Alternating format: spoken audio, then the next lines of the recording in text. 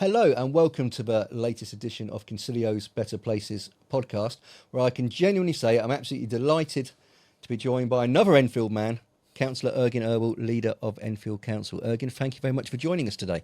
Thank you for having me on here, Nick. Oh, no problem at all. So, you have lived all your life in Enfield, I think I'm saying? I'm born in Chase Farm Hospital. Yep.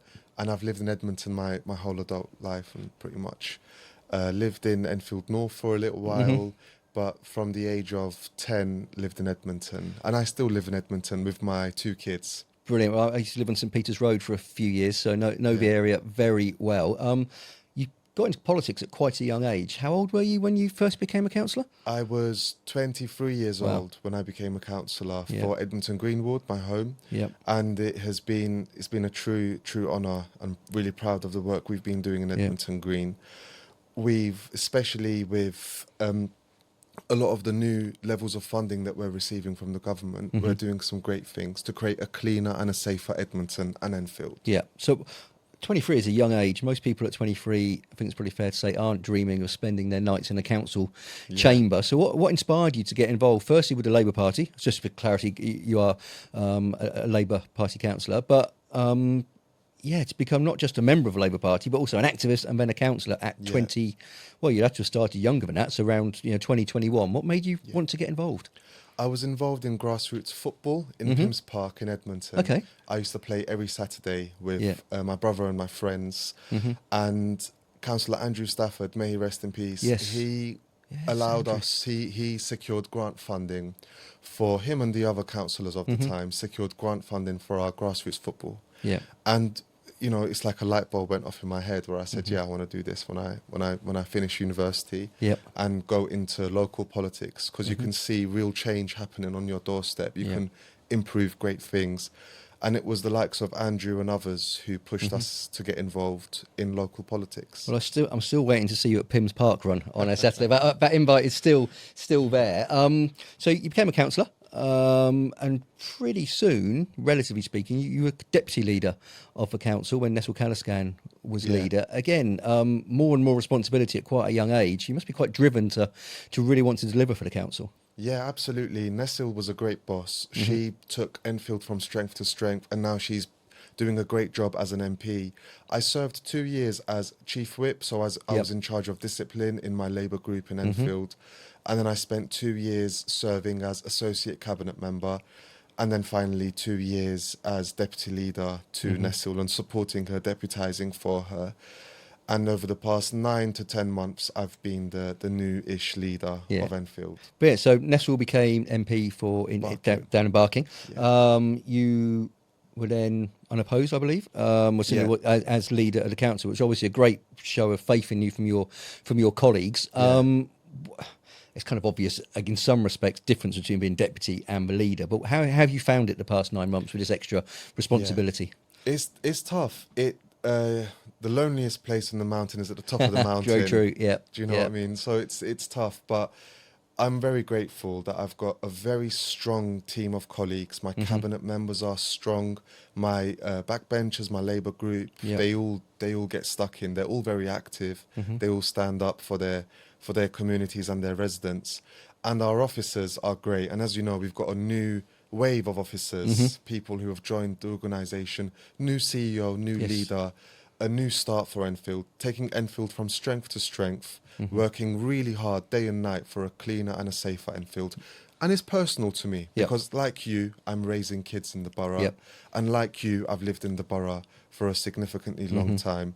And it is our home, and we have to make it safer and cleaner for everyone. Yeah, no, and I should also declare I am a former councillor in Enfield, and I know how much hard work it is, frankly, and how much hard work goes in that people don't see. Being a councillor, I can only imagine as the leader as well. So you've got a vision that you've set out since becoming leader for a fairer, cleaner, greener, safer Enfield. How is that translating itself in terms of the priorities you're focusing on? Yeah, it's a really good question. Safer, cleaner are the priorities. For a safer Enfield, we're working really hard with our police officers and with our voluntary and community groups in the borough. For example, we've just started weekend patrols in our parks, where 2 police officers and 2 of our council officers patrol in our parks. and they tackle antisocial behaviour. They also support people who may need their support, and they also tackle any noise issues or barbecue issues or anything else. But that's just one example of how we're working with the police. We're also doing Operation Pisces. Okay. We've helped arrest over 600 people in Edmonton thanks to Operation Pisces. And what's that focusing on, Pisces? Tackling prostitution, drug dealing, tackling organised crime. We've done a really good job with that, and I'm really proud of the work we're doing. It's not just about arresting people, it's also supporting them and making sure they've got the support. They get advice on how to get a job, in how to get advice from our services, and also working with our young people. Just like I was supported by Andrew all those years ago, playing grassroots football in Pim's Park, we want to support the young people of 2025 to make those decisions. And I think it's that support that's the key. So I remember going to a meeting that Nestle chaired down on Joyce and Snell's soon after she became leader of the council, and it was clear the prostitution challenges there were. And on the one hand, we need enforcement, and it was a real problem, and residents were saying they don't like living in an area where those issues are, but then you also have the human element of feeling for people who are in that position, and that support is key, isn't it? And that's something the council is pursuing. Absolutely. You have to do the education and the enforcement together. You can't do just one. You have to do education and enforcement together. Let me tell you a quick story. So since we've started Operation Pisces, where where my mechanic is based in Upper Edmonton Angel, where I get my tyres changed and my car serviced. His name is Serdar.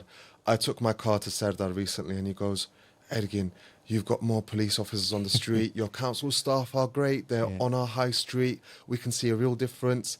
The crime is down. And I was like, wow, thanks, Serdar. Thanks for the positive feedback. We'll keep it up. And then I go and speak to my friend Demet, who lives in Joyce and Snell's, and her kids are similar age to my kids.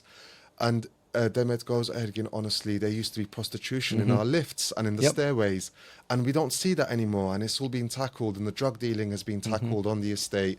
And I say, thanks, Demet, for the positive feedback.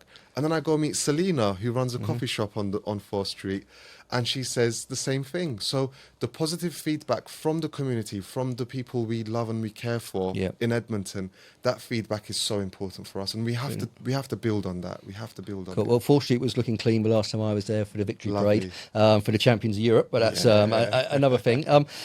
We've got the local plan, which is generating a lot of headlines in Enfield, so to speak, and more online. It's interesting with the local papers becoming less and less, online social media becoming more and more.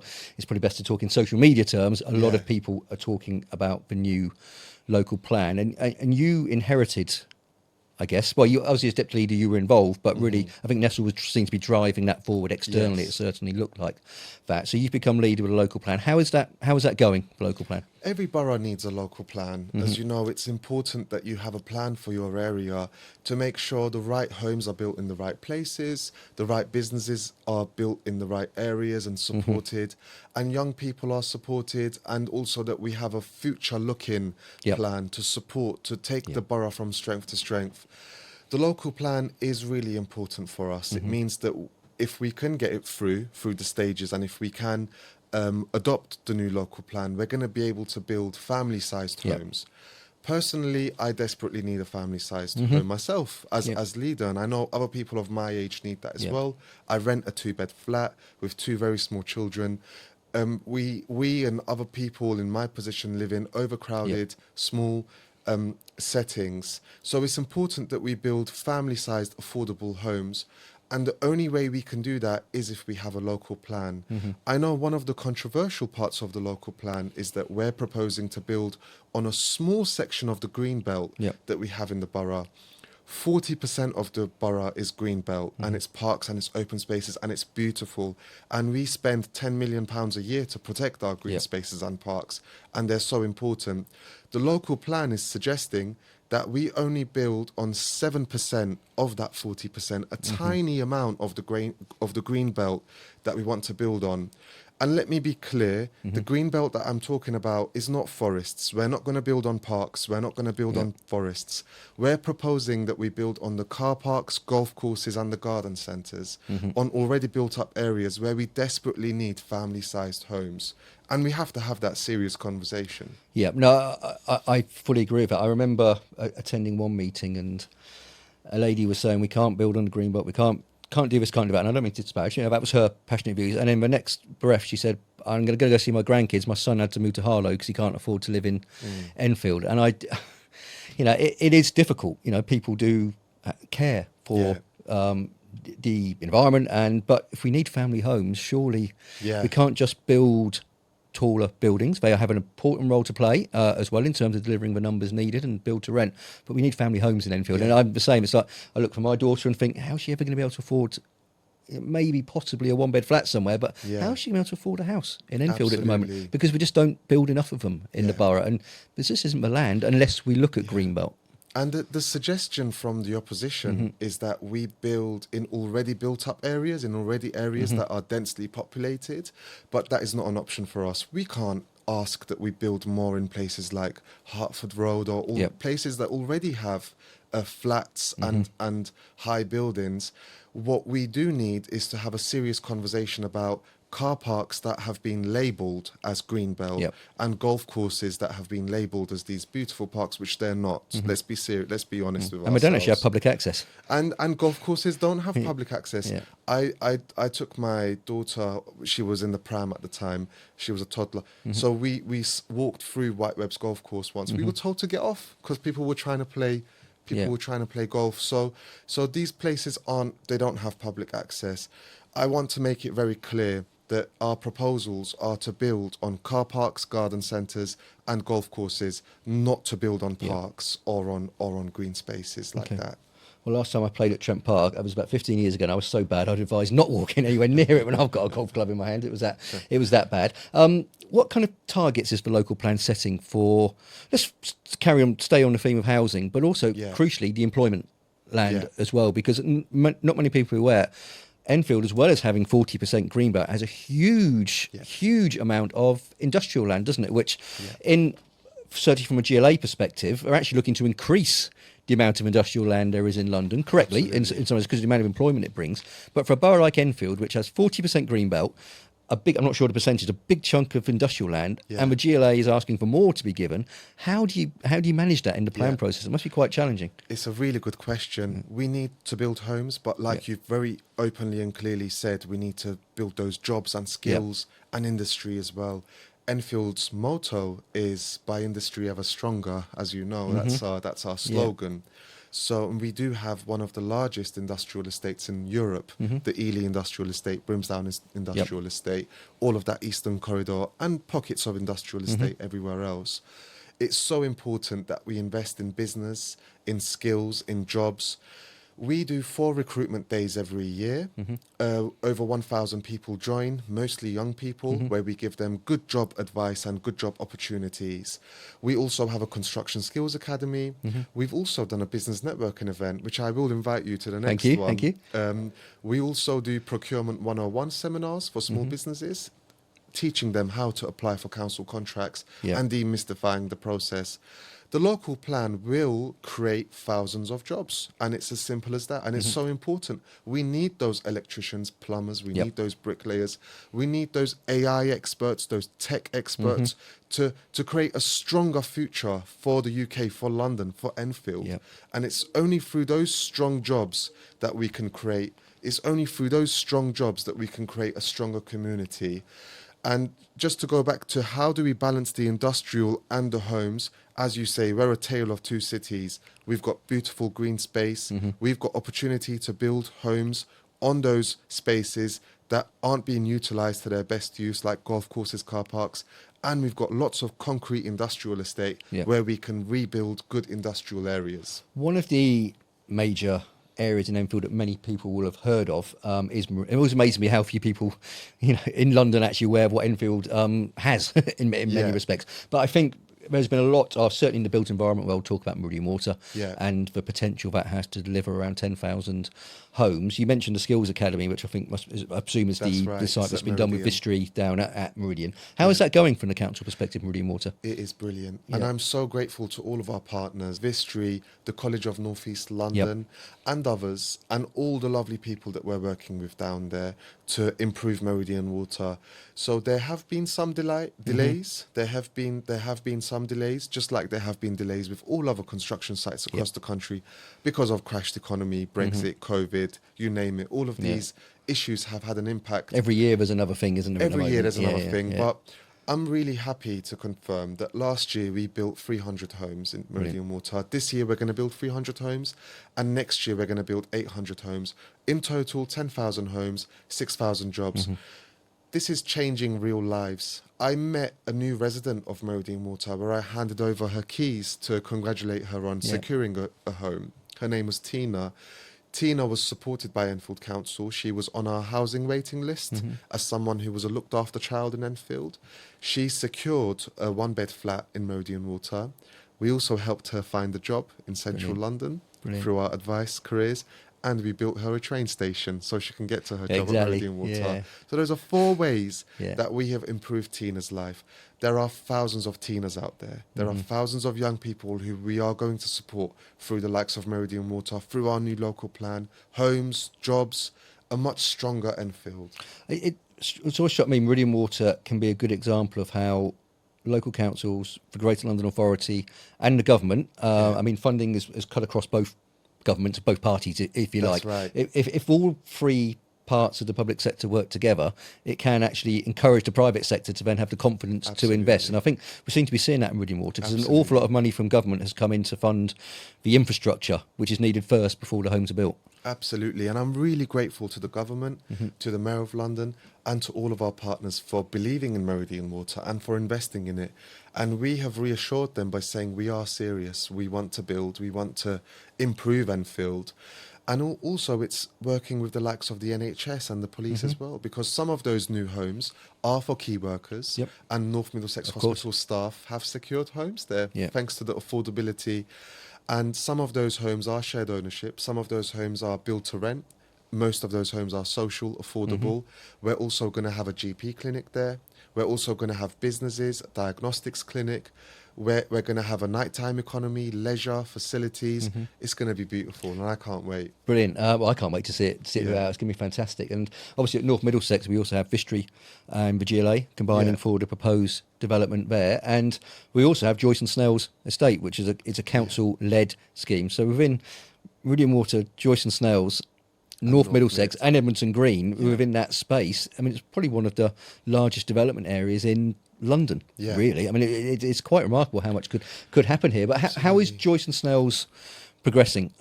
Because the council got planning permission for the redevelopment of the estate with the support of residents who supported it in the ballot. So where are we with that now? It's going really well. And Joyce and Snell's also benefits from Operation Pisces. So we're making the estate safer, and we're rebuilding the estate. All of the residents who live there, who are council tenants, will be offered nicer homes, much better homes, when the redevelopment is finished. And we are looking at meanwhile uses and whatnot.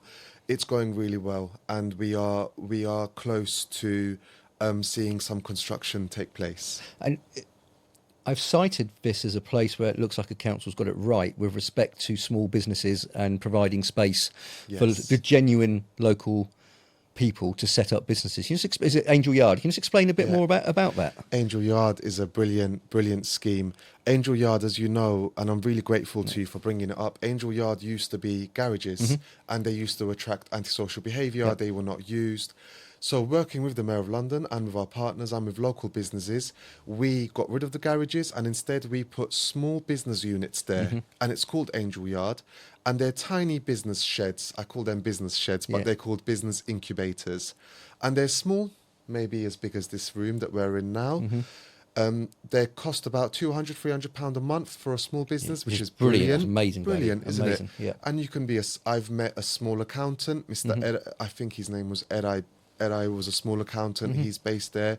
And there's a lovely little nail salon there as well. That's growing, and that's where I get my nails done, actually. Fantastic. We can go together next time. And there's an architect based there. There's an artist based there. There's a nice little food space there, Caribbean food space. And it's just brilliant. And this is how we improve our neighbourhoods. We give them the business opportunities. We support them through making the area safer, cleaner, and we build brilliant family-sized homes. So housing obviously does also rely on the private sector to have the confidence to invest within a location, and to meet the challenging housing targets, which have been set not just by GLA but by both governments, previous and current, for Enfield to deliver a lot more homes than have been delivered. What kind of assurance can you give to the private sector about how much confidence they should have that it's a place that they can invest in? Yeah, it's a good question. We're really ambitious. We want to build thousands of homes because our residents need those homes. There is a housing crisis. We need to fix it. People who are my age, who need to be able to afford family homes and get onto the property ladder, are relying on us to do the right thing. Yeah. If the private sector want to work with us, and if they want to build our affordable and social homes, our family homes, if they want to help us improve Enfield, make Enfield a safer and a cleaner place and an improved borough, our doors are open and we want to work with them. And one of the other challenges, which I don't think many people will be aware of, is the temporary accommodation challenge that you have as a council. Also probably linked to that HMOs, houses of multiple occupancy, with the stock increasingly around where I live. Houses are now being converted to HMOs whenever they come on the market. Family homes they're disappearing. To your point about there not being enough family homes, that's a large reason is because of the HMOs. But temporary accommodation is a huge financial challenge to the borough. Do you just want to maybe explain so people are aware of the challenges councils are facing at the moment? It's a huge issue, and temporary accommodation and homelessness are massive, massive issues. When I became a councillor 7.5 years ago, we received about 500 families as homeless every year who presented to the council. 500 families homeless every year. Now it's 500 families every month who present to us as homeless. That's 6,000 homeless families that we have to look after. Legally, we have to provide them with homes. And it's the council has to pay for that. The council has to pay for that. And sometimes we have to put them in, in accommodation that may be outside of London. I didn't get into politics to do that. I don't want to ask families to move out of London, but we have no other options. The only alternative option for us is that the council may go bankrupt if we don't tackle this homelessness issue, which is why I'm really grateful to the new Labour government who have given us 17 million more pounds to tackle homelessness. And they're serious. They're serious about tackling the temporary accommodation and the homelessness issue. But it's not just about giving those homeless families temporary accommodation. It's about building. It's about building the homes that they so desperately need. HMOs are not the answer. No. Not all HMOs, but most HMOs attract antisocial behaviour, waste issues, fly tipping, rubbish issues. Just this morning, I was talking to a wonderful member of Parliament, and I was asking her to support our bid to put more controls around HMOs and to prevent more HMOs, because they do impact our neighbourhoods negatively. I'm sorry to say it. And most of them are in the Eastern Corridor, but like you've said, they're being built in Winchmore Hill and Palmer's Green, other places as well. We have to stop it. HMOs are not the answer. We need to build homes. We need to build them fast so we can support those families. What strikes me with HMOs is once there's probably majority on the street, the homeowners, those who are families, those whose kids are at the primary schools, which we know, just not pressure on places, it's the opposite.